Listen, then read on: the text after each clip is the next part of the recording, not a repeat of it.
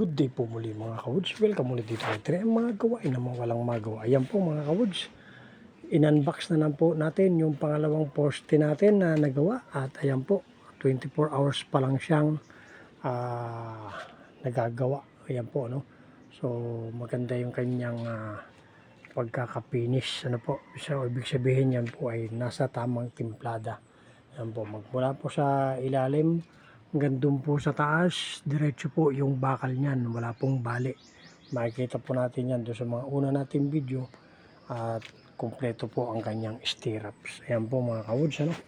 So si 3M po ay hindi karpintero, hindi po yan mason.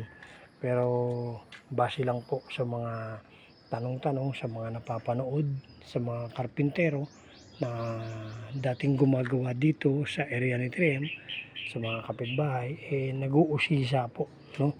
Nakikimarites at yan po, nakuha natin yung kanilang mga technique. Ayan, kaya ginawa na natin ngayon. Ayan po mga kawoods.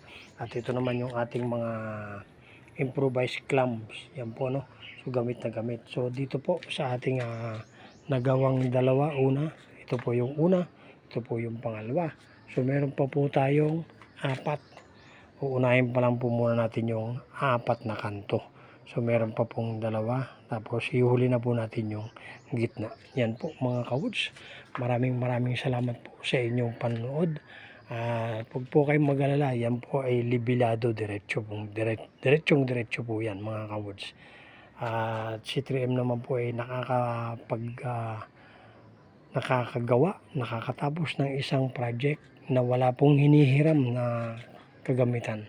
Kompleto po si 3M. Sipag at tiyaga na lang po ang puhunan para makatapos po. Ayan po mga kawoods. Kaya po muli, maraming salamat po sa inyong panonood. Shoutout po sa lahat ng viewers, shoutout po sa lahat ng followers. Maraming salamat sa inyong suporta.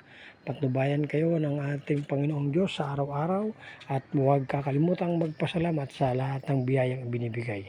Kaya po muli, maraming salamat. Magandang araw po sa inyong lahat.